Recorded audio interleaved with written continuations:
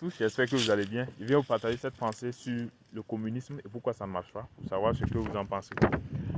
Pour moi, le communisme, ça ne marche pas parce que d'abord, c'est un système de pauvres.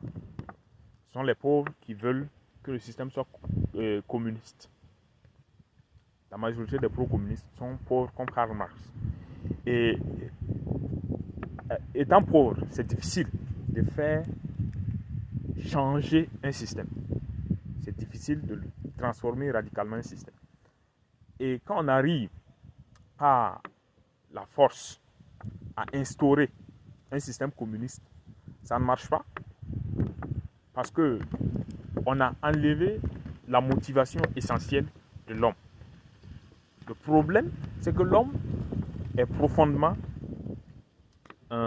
individualiste. L'homme est motivé par ses intérêts personnels. Et dans un système communiste, on enlève à l'homme cette motivation. Donc ça fait que il y a moins de productivité.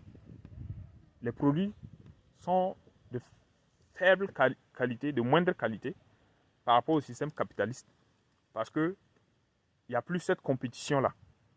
Il n'y a plus cet individualisme qui amène l'homme à vouloir se positionner, à vouloir voir le fruit de son travail récompensé, à vouloir sentir que lui, il est fort.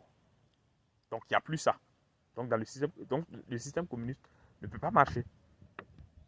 Ça ne peut pas marcher. Ça va entraîner la pauvreté. Parce que ceux qui travaillaient, qui étaient motivés ou qui seraient motivés dans un système capitaliste, quand ils se retrouvent dans un système communiste, ils baissent les bras. Ils ne travaillent plus parce qu'il n'y a pas cette motivation intrinsèque-là.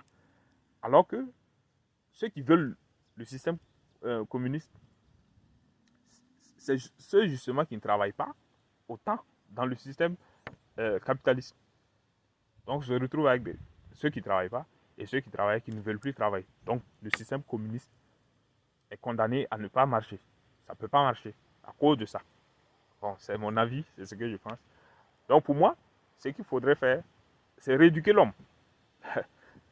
Moi, la solution se trouve dans l'éducation. Ça enlever cet individualisme-là, cet égoïsme-là. Il faut combattre l'égoïsme. C'est l'égoïsme qu'il faut combattre pour amener les hommes à valoriser l'altruisme. Pour que l'homme devienne profondément altruiste. Et c'est parce qu'il est altruiste qu'il va apporter plus de valeur aux autres, qu'il va être plus motivé à répondre aux besoins des autres, que le monde se portera mieux.